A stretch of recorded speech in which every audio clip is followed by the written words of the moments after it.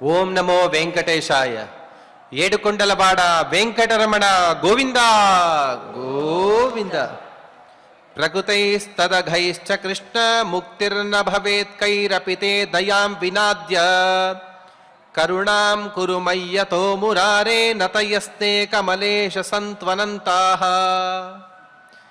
హే భగవన్, ప్రకృతి మరియు నా పాపవశుడినై ఎన్నో దుష్కృత్యాలను చేస్తున్నాను.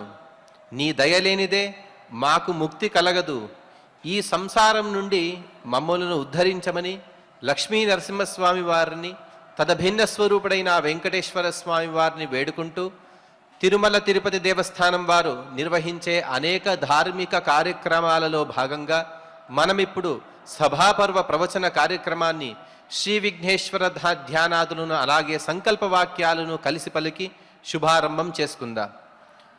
విఘ్నేశ్వర ధ్యానం శుక్లాంబరధరం విష్ణుం శశివర్ణం చతుర్భుజం ప్రసన్నవదనం ధ్యాయేత్ సర్వవిఘ్నోపశాంతయే.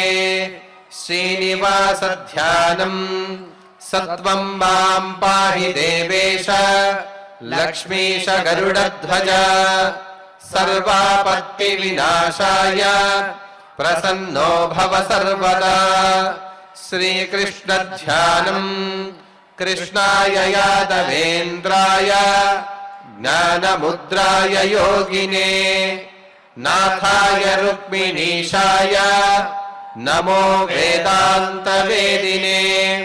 వ్యాస ధ్యానం కృష్ణద్వైపాయనం వ్యాసం సర్వలోకహితే రతం వేదాబ్జ భాస్కరం వందే శమాది నిలయం మునిం.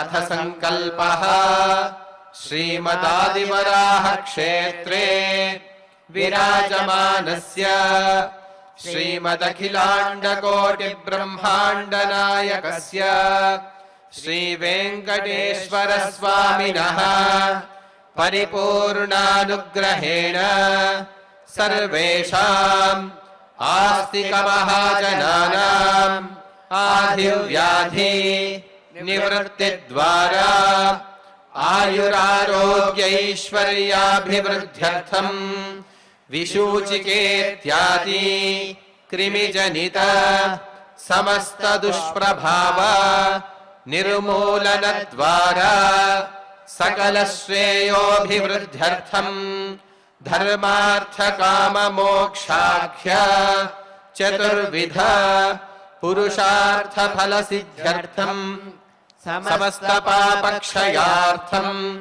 సనాతన ఆర్ష ధర్మస్య సర్వోన్నతి సిద్ధ్యర్థం తద్ధర్మ ప్రతికూలతా పరిహారార్థం గో సంరక్షణార్థం జ్ఞాన భక్తి వైరాగ్య సిద్ధ్యర్థం చ శ్రీమన్మహాభారతే సభాపర్వణి యథాశక్తి శ్లోక వ్యాఖ్యాన పురస్సరం అష్టాత్రింశాధ్యాయాంతర్గత శ్లోక పారాయణం ఆచార్యముఖేన కరిష్యామహే.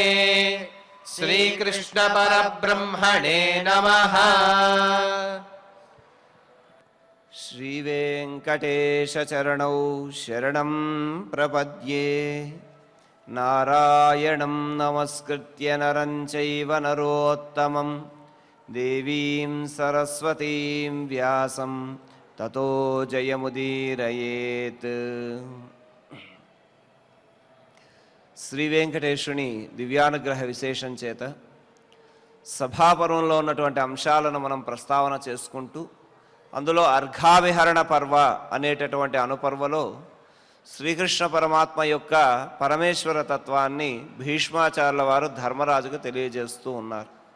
ఆ విధంగా పరమాత్మ తాను స్వీకరించినటువంటి అవతార విశేషాలన్నింటినీ కూడా తెలియజేస్తూ, మధుకైటముల యొక్క వృత్తాంతం పూర్తి అయిన తరువాత స్వామి స్వీకరించినటువంటి దశావతారముల యొక్క విశేషాన్ని తెలియజేస్తూ ఆయన ధర్మరాజుకు ఆవిర్భావ విశేషాలను తెలియజేస్తున్నాను అని అన్నాడు.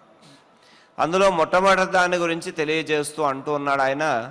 భీష్మ ఉవాచ పురా కమలనాభస్య స్వపతః సాగరాంభసి పుష్కరే యత్ర సంభూతాః దేవా ఋషిగణైః సహా. పురా కమలనాభస్య, పద్మమును నాభియందు కలిగి ఉన్నటువంటి ఆ పద్మనాభుడు శ్రీమన్నారాయణుడు సముద్ర జలముల యందు నిదురించి ఉండగా పుష్కరమునందు అని అన్నాడు. ఇక్కడ పుష్కరే ఎత్ర సంభూతాః. పుష్కర శబ్దానికి జలము అలాగే పద్మము అని రెండు అర్థాలు.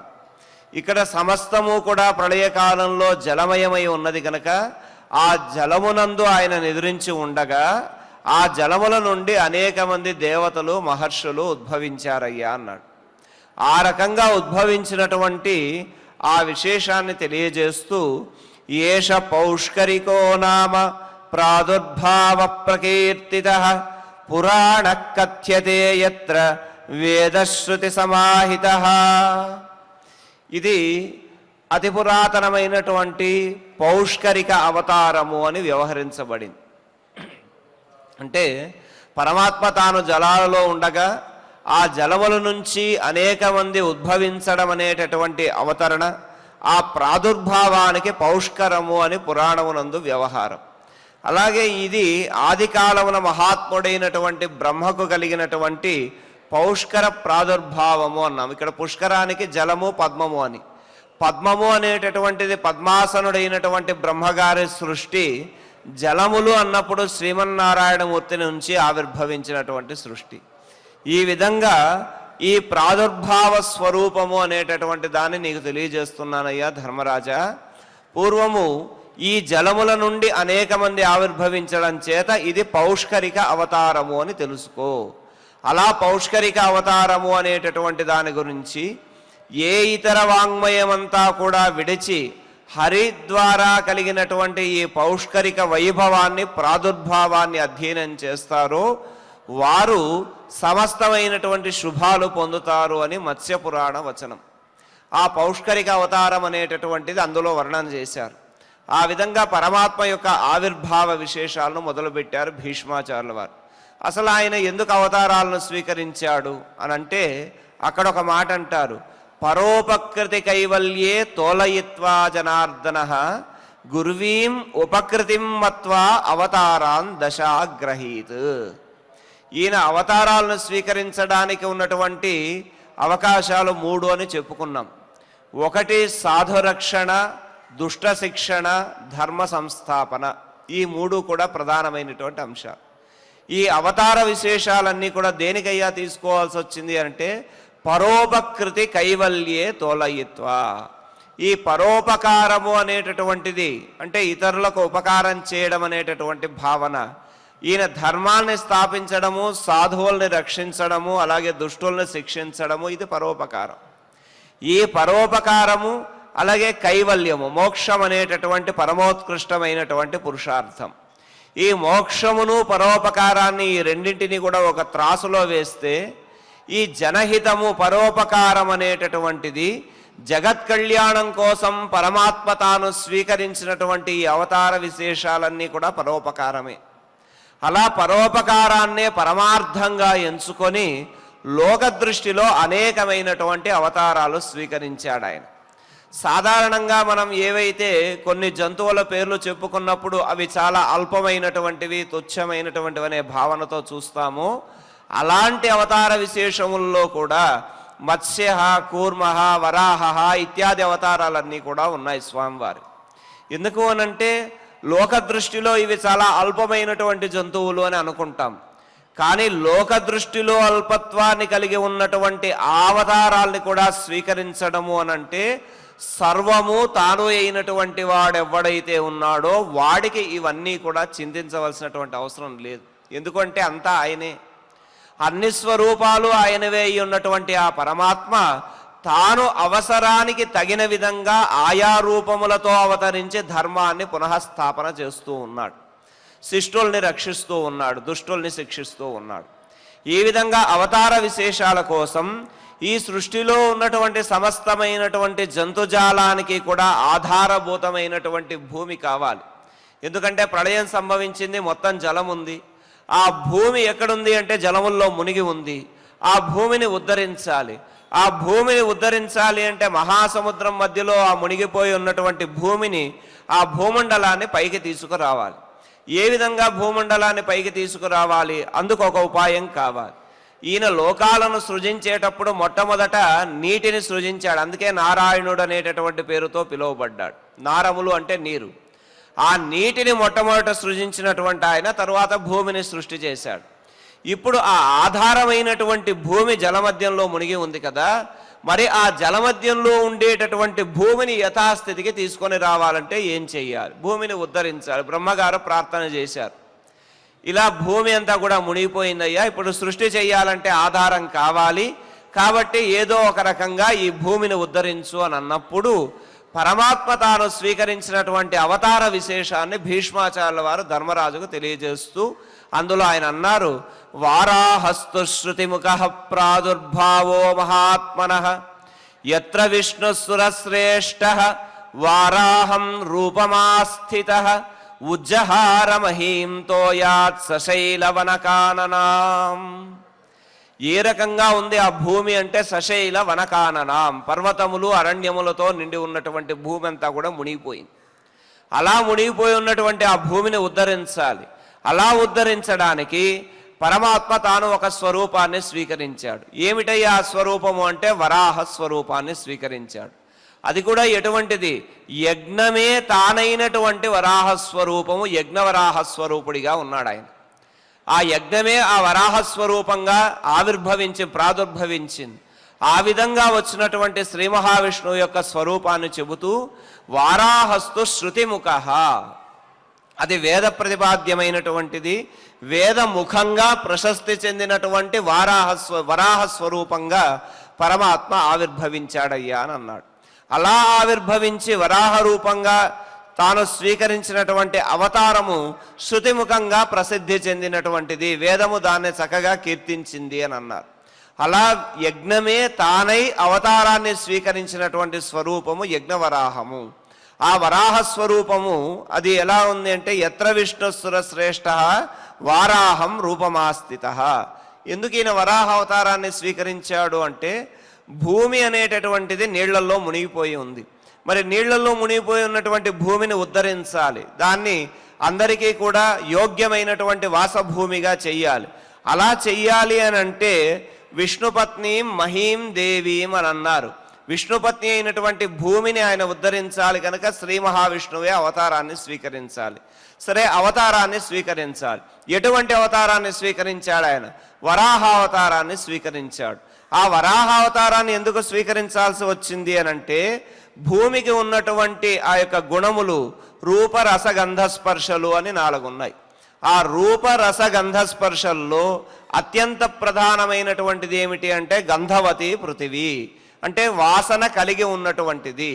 ఆ వాసనను గ్రహించడం అనేటటువంటి సామర్థ్యం కలిగినటువంటి జీవి ఏదైతే ఉందో సర్వము తాను అయినటువంటి వాడు ఆ యొక్క జీవి స్వరూపాన్ని తన ఆకారంగా తీసుకొని వరాహ రూపంగా వచ్చాడు.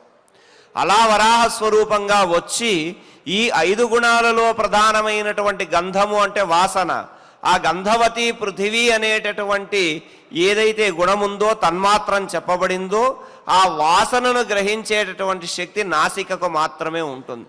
అటువంటి నాసిక ద్వారా గంధాన్ని గ్రహించగలిగేటటువంటి శక్తి కలిగి ఉన్నటువంటి జీవి వరాహం కనుక తాను వరాహ స్వరూపుడై తాను వచ్చాడు భూమిని ఉద్ధరించడానికి.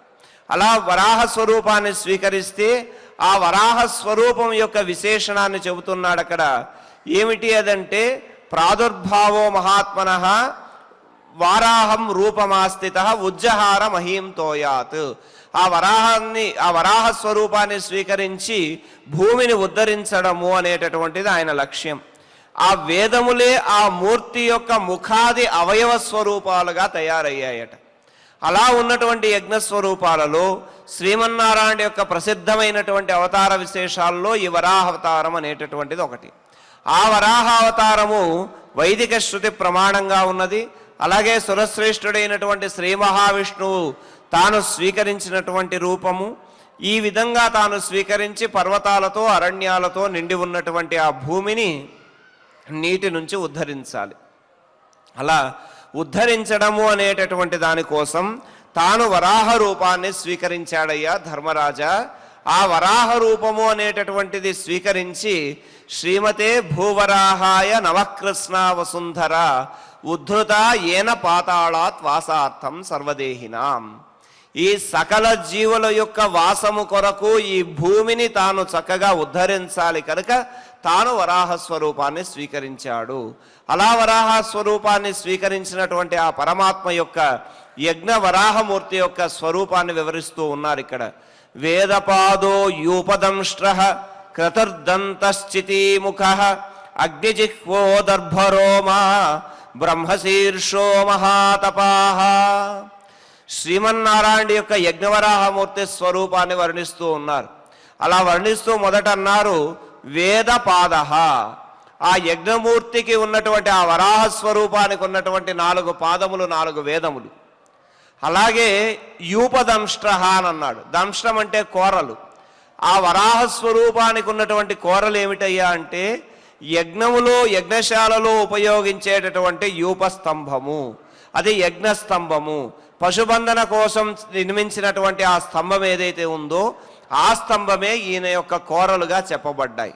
తరువాత క్రతుర్దంత అని అన్నాడు. క్రతువు అంటే యజ్ఞము. ఆ యజ్ఞమే ఆ యజ్ఞవరాహుని యొక్క దంతముగా ఉన్నది. తరువాత చితిముఖ అంటే ఆయా స్వరూపాలన్నీ కూడా యజ్ఞ సంబంధమైనటువంటి స్వరూపాలే కనుక దీనికి యజ్ఞవరాహము ఆదివరాహం అనేటటువంటి పేర్లతో చెప్పబడింది. అలా ఆ యజ్ఞవరాహ స్వరూపుడి యొక్క ముఖం ఏమిటి అంటే చితి అని అన్నారు. చితి అంటే ఏమిటి ఇక్కడ అనంటే ఇష్టికా చయనము అంటే ఇష్టిక అంటే ఇటుకలు.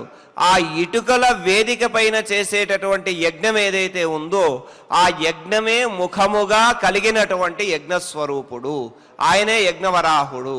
ఆ విధంగా యజ్ఞస్వరూపాన్ని కలిగి ఉన్నటువంటి వాడు అగ్నిజిహ్వో దర్భరోమా బ్రహ్మశీర్షో మహాతపాః. అగ్నియే ఆ వరాహ స్వరూపుడి యొక్క నాలుకగా కలిగి ఉన్నటువంటి వాడు, జిహ్వగా కలిగి ఉన్నటువంటి వాడు. దీనితో పాటుగా దర్భరోమాహ అన్నాడు. ఆ వరాహ స్వరూపము యొక్క రోమములు ఏవైతే ఉన్నాయో ఆ వెంట్రుకలే దర్భలు. ఆ విధంగా ఆ దర్భలు విష్ణు రూపాలుగా కూడా భావిస్తూ ఉంటారు ఈ వరాహ స్వరూపంలో ఈ విధంగా వర్ణన చేయడం చేత.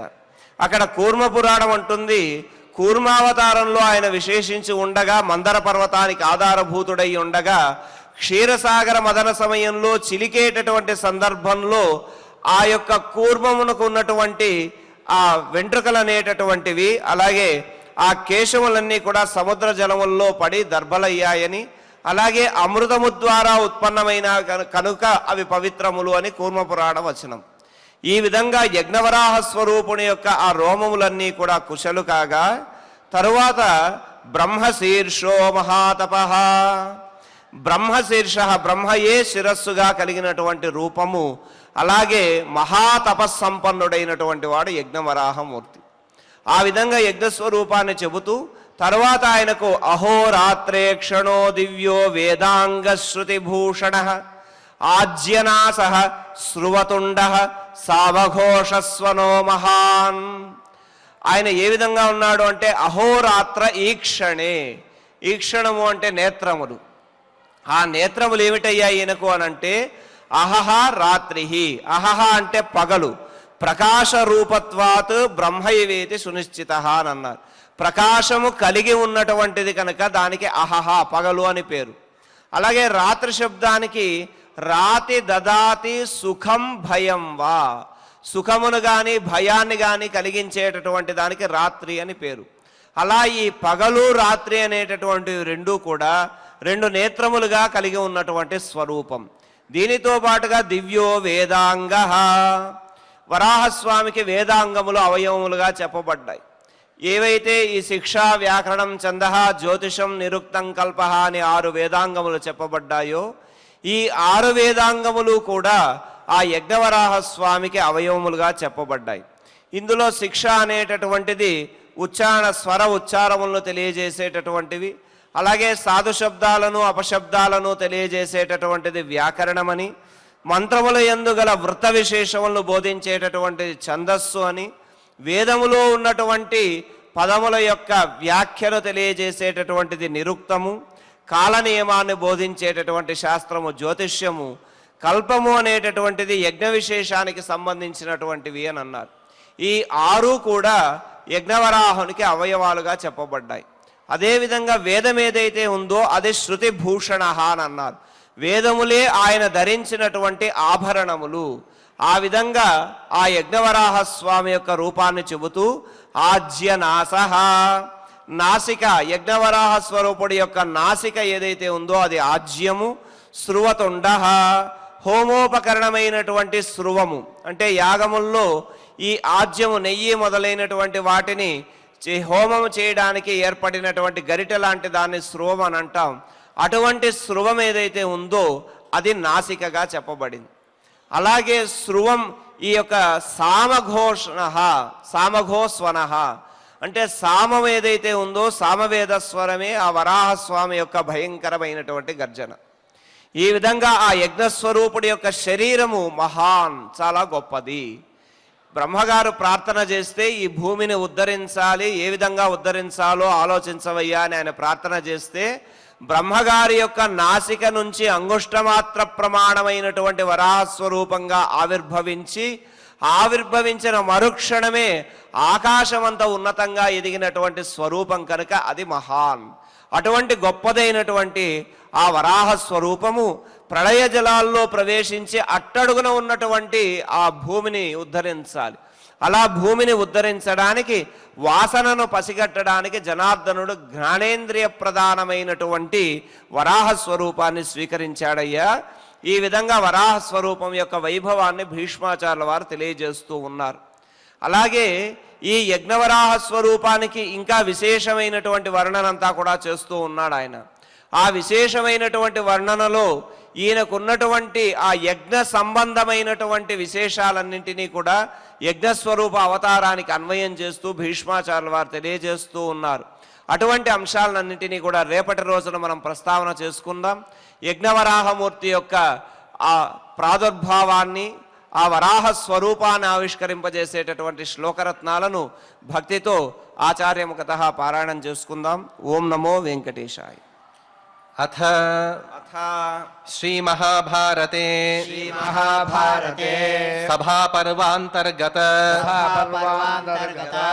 అర్ఘాభిహరణ పర్వణి అష్టాత్రింశోऽధ్యాయः భీష్మ ఉవాచ పురా కమలనాభస్య స్వపతః సాగరాంభసి పుష్కరే యత్ర సంభూతాః దేవా ఋషిగణైః సహ ఏష పౌష్కరికో నామ ప్రాదుర్భావః ప్రకీర్తితః పురాణః కథ్యతే యత్ర వేదశ్రుతి సమాహితః వారాహస్తు శృతిముఖః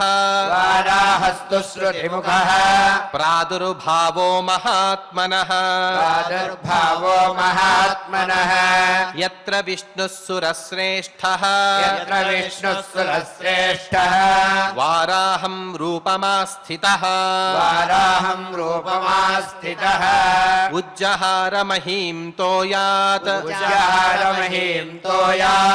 సశైలవనకాననాం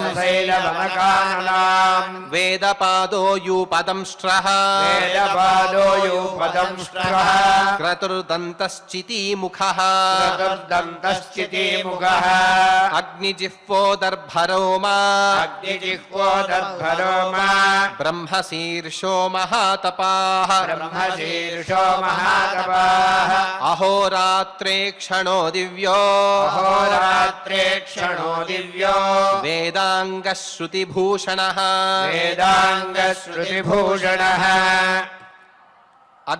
ఆజ్యనాసస్రువతుండః ఆజ్యనాజస్రువతుండః సామఘోషస్వనో మహాన్ సామఘోషస్వనో మహాన్ ఇది శ్రీమహాభారతే ఇది శ్రీమహాభారతే సభాపర్వాంతర్గత సభాపర్వాంతర్గత అర్ఘాభిహరణ పర్వణి అర్ఘాభిహరణ పర్వణి అష్టాత్రింశాధ్యాయే అష్టాత్రింశాధ్యాయే పంచశ్లోకాః పంచశ్లోకాః శ్లోక పారాయణం చక్కగా పూర్తి చేసుకున్నాం. ఆచార్యుల వారు సుభాషితాన్ని తెలియజేస్తారు. దానిని తెలుసుకొని ఆ శ్లోక రత్నాన్ని చక్కగా పారాయణ చేసుకొని తరువాత కార్యక్రమాన్ని కొనసాగించుకుందాం. ఓం నమో వెంకటేశాయ. తేన వ్యాస దివాకరేణ సతతం మాత్యాజి మే మానసం యో న వేత్యభివాద్యస్య విప్రం ప్రత్యభివాదనం నాభివాద్యస్య విదుషా యథా మూఢస్తతైవ సహా. ఈ శ్లోకాన్ని విష్ణు పురాణంలో చెబుతారు.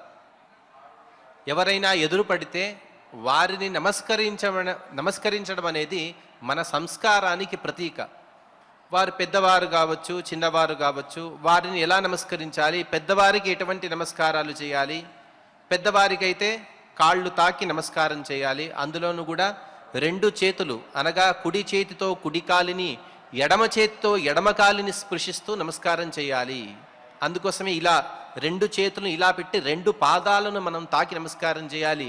చిన్నవారికైతే రెండు చేతులు జోడించి స్వాగతపూర్వకంగా నమస్కారాన్ని చేయవచ్చు అని చెప్తారు. చెప్పి ఇంకా ఎటువంటి వారిని నమస్కరించకూడదు, మనం నమస్కారం చేస్తూ ఉంటాం. అందులో చెబుతారు పాషండం, ఎవరైతే రాయినే పరమాత్మ అని చెబుతుంటారో అటువంటి వారిని నమస్కరించకూడదు. మనం ఏదైనా విగ్రహాన్ని చూస్తే ఈ విగ్రహంలో పరమాత్మ ఉన్నాడని ధ్యానించాలి కానీ ఈ రాయే పరమాత్మని ధ్యానించకూడదు. ఎవరైతే రాయే పరమాత్మ అని చెబుతారో వారిని పాషండులు అని అంటారు. అటువంటి వారిని నమస్కరించకూడదు. తర్వాత పతితం, వారి వారి కర్మాచరణ చేయని వారిని పతితులు అంటారు. అటువంటి వారిని నమస్కరించకూడదు. అలాగే వ్రాత్యం, వ్రతాచరణ చేయని వారు, వారిని నమస్కరించకూడదు. మహాపాతకాన్ని చేసిన వారిని, షఠులు అనగా మూర్ఖులుగా ఉండేవారిని, ధావంతం పరిగెత్తుతున్నారు, మనకన్నా పెద్దవారే కానీ ఏదో సందర్భంలో వారు పరిగెత్తుతున్నారు, పరిగెత్తే సమయంలో నమస్కరించకూడదు. అలాగే ప్రమత్తం, ఏదో ఒక పానాల ద్వారా వారు ప్రమత్తంగా ఉన్నారు అనగా వారికి ఐహిక స్థితి అనేది లేదు, అటువంటి వారిని నమస్కరించకూడదు. అలాగే మూత్ర విసర్జన చేసేవారిని, భోజనం చేసేవారిని, ఆతురం ఎక్కడో అవసరంగా వెళ్తున్నారు, అటువంటి వారిని కూడా నమస్కరించకూడదు. వమంతం, వమనం చేసుకుంటా అనగా వాంతి చేసుకుంటున్నారు అనగా అనారోగ్యానికి గురైన వారిని నమస్కరించకూడదు. అలాగే కోపిష్టం, ఏదో ధర్మబద్ధమైనటువంటి కోపంలో ఉన్నారు. ఉదాహరణకి ఇక్కడ కూడా చెప్తారు, శిష్యుడు సరిగ్గా చదవనప్పుడు గురువు దండించే సమయంలో ఆ గురువుకు వెళ్ళి ఎవరు నమస్కరించకూడదు. అలాగే దంతధావనం అనగా పళ్ళు తోమే వారిని, అభ్యంగాన్ని చేసుకునే వారిని, అలాగే స్నాస్యంతం, స్నానం చేసే వారిని నమస్కరించకూడదు. ఇదేంటండి ఇన్ని నిమిత్తాలు చెప్పిస్తే వీరికి ఎందుకు నమస్కారం చేయకూడదు అనే విషయాన్ని ఈ శ్లోకంలో చెబుతారు. యోనవేత్యభివాద్యస్య విప్రం ప్రత్యభివాదనం. మనం ఎప్పుడైనా నమస్కారం చేస్తే వారు ప్రతిగా నమస్కారం చేసే స్థితిలో ఉన్న వారిని మనం నమస్కారం చేయాలి. ఉదాహరణకి వారు ఎక్కడైనా ఆత్రంగా ఎక్కడో అవసరంగా వేరే ఊరికి ఎక్కడికో వెళ్తూ ఉన్నారు, అటువంటి సమయంలో వారు అటు ఇటు చూడలేని పరిస్థితిలో ఉన్నారు, వారు మనం చేసిన నమస్కారాన్ని స్వీకరించే స్థితిలో లేరు. నమస్కారం చేసిన వారికి ఆశీర్వాదాన్ని కూడా చేయాలి, ఆ స్థితిలో కూడా లేరు, అటువంటి వారిని నమస్కరించకూడదు. అలాగే ఇంకొక అర్థాన్ని కూడా చెబుతారు, అదేంటంటే యో నవేత్తి ప్రత్యభివాదనం. ప్రత్యభివాదనాన్ని తెలియనివాడు, ఎవరైనా చిన్నవారు పెద్దవారికి నమస్కారం చేసినప్పుడు పెద్దవారైనప్పటికీ కూడా ఆ చిన్నవాడికి నమస్కారం అయ్యా అని రెండు చేతులు ఎత్తి నమస్కారం చేయాలి. ఈ విధంగా ప్రతి నమస్కారాన్ని చేయడానికి తెలియని వాడిని కూడా నమస్కారం చేయకూడదు. ఎందుకంటే నాభివాద్యస్య విదుష యథా మూఢస్తతైవ సహా. ఎవడైనా మూర్ఖుడు ఉంటాడు, వాడు మూర్ఖుడని మనకు తెలిసిన తర్వాత మనం వాడికి నమస్కారం చేస్తామా?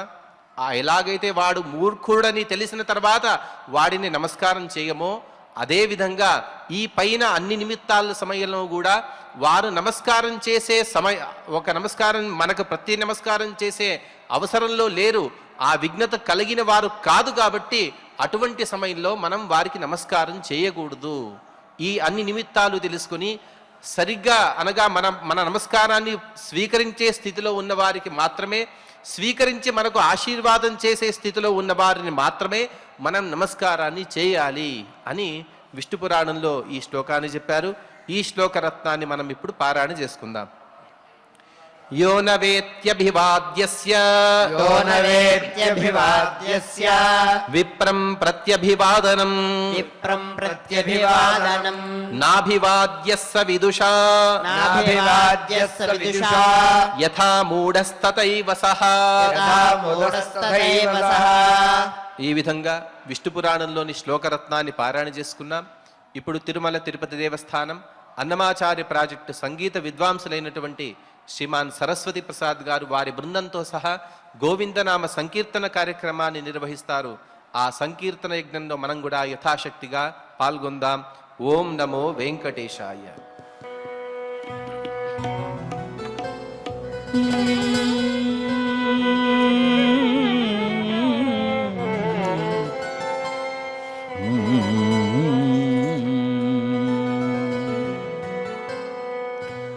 శ్రీనివాస గోవింద, శ్రీ వెంకటేశ గోవింద, భక్తవత్సల గోవింద, భాగవత ప్రియ గోవింద, నిత్య నిర్మల గోవింద, నీలమేఘ శ్యామ గోవింద, పురాణ పురుష గోవింద, పుండరికాక్ష గోవింద, నందనందన గోవింద, నవనీత చోర గోవింద, పశుపాలక శ్రీ గోవింద, పాప విమోచన గోవింద, దుష్ట సంహార గోవింద, దురిత నివారణ గోవింద, శిష్ట పరిపాలక గోవింద, కష్ట నివారణ గోవింద, వజ్రమకుటధర గోవింద, వరాహమూర్తి గోవింద, గోపీజనలోల గోవింద, గోవర్ధనోద్ధార గోవింద, దశరథ నందన గోవింద, దశముఖమర్దన గోవింద, పక్షివాహన గోవింద, పాండవ ప్రియ గోవింద, మత్స్యకూర్మ గోవింద, మధుసూదన హరి గోవింద, వరాహ నారసింహ గోవింద, వామన భృగురామ గోవింద, బలరామానుజ గోవింద, బౌద్ధ కల్కిధర గోవింద, వేణుగాన ప్రియ గోవింద, వెంకటరమణ గోవింద, గోవింద హరి గోవింద, గోకుల నందన గోవింద, గోవింద హరి గోవింద, గోకుల నందన గోవింద.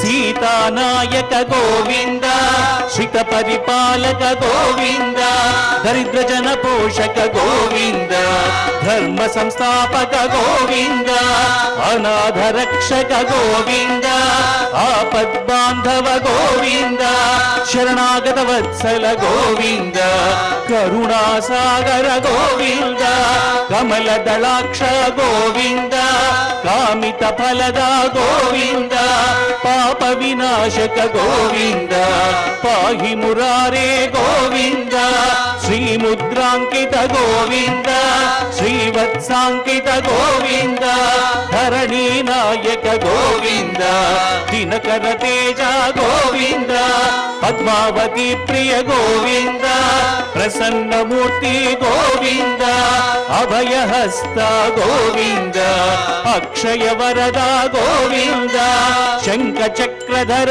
గోవింద, శాంగ గదాధర గోవింద, విరజా తీర్థస్థ గోవింద, విరోధి మర్దన గోవింద, సాలగ్రామధర గోవింద, సహస్రనామ గోవింద లక్ష్మీ వల్లభ గోవింద లక్ష్మణాగ్రజ గోవింద కస్తూరి తిలక గోవింద కాంచనాంబరధర గోవింద గరుడ వాహన గోవింద గజరాజ రక్షక గోవింద గోవింద హరి గోవింద గోకుల నందన గోవింద గోవింద హరి గోవింద గోకుల నందన గోవింద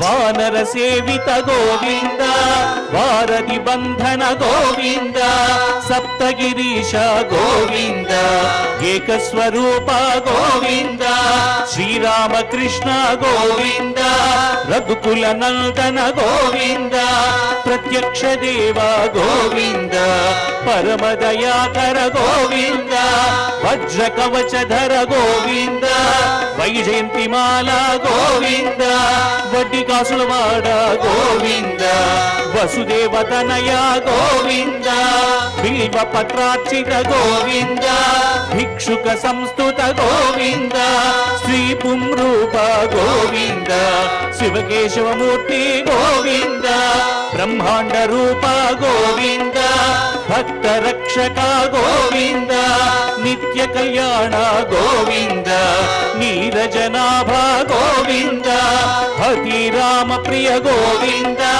హరి సర్వోత్తమ గోవింద జనార్దన మూర్తి గోవింద జగత్ సాక్షి రూప గోవింద అభిషేక ప్రియ గోవింద ఆపన్నివారణ గోవింద రత్న కిరీట గోవింద రామానుజనుత గోవింద స్వయం ప్రకాశ గోవింద ఆశ్రిత పక్ష గోవింద నిత్య శుభప్రద గోవింద నిఖిల లోకేశ గోవింద గోవింద హరి గోవింద గోకుల నందన గోవింద గోవింద హరి గోవింద గోకుల నందన గోవింద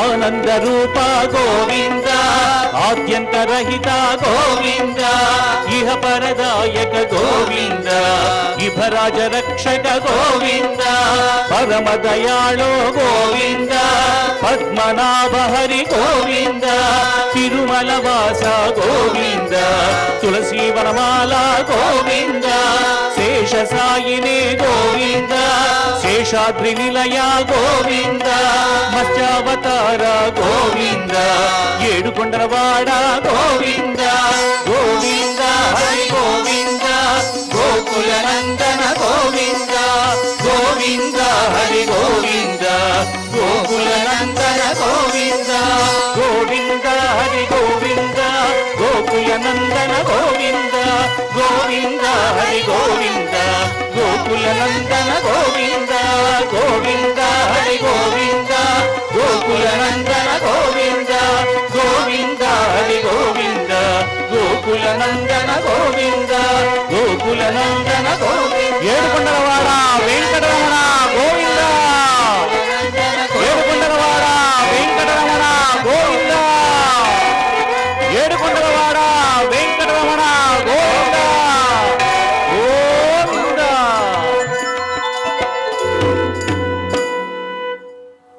ఆదివరాహాత్మక ఆ శ్రీనివాసమూర్తికి అత్యంత ప్రీతికరమైన గోవిందనామ సంకీర్తన కార్యక్రమాన్ని చక్కగా నిర్వహించుకున్నాం.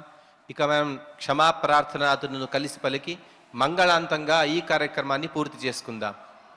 అథ క్షమా ప్రార్థనా యదక్షర పదభ్రష్టం మాత్రాహీనం చ యద్భవేత్ తత్సర్వం క్షమ్యతాం దేవ నారాయణ నమోస్తుతే.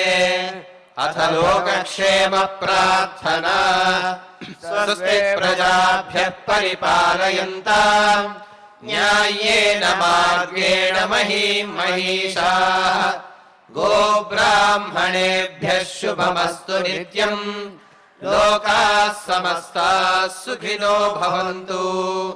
అథ భగవత్సమర్పణం కాయేన వాచా మనసేంద్రియైర్వా బుద్ధ్యాత్మనా వా ప్రకృతే స్వభావాత్ కరోమి యద్యత్ సకలం పరస్మై నారాయణాయేతి సమర్పయామి. అథ మంగళం శ్రియః కాంతాయ కళ్యాణ నిధయే నిధయేర్థినాం శ్రీవేంకట నివాసాయ శ్రీనివాసాయ మంగళం.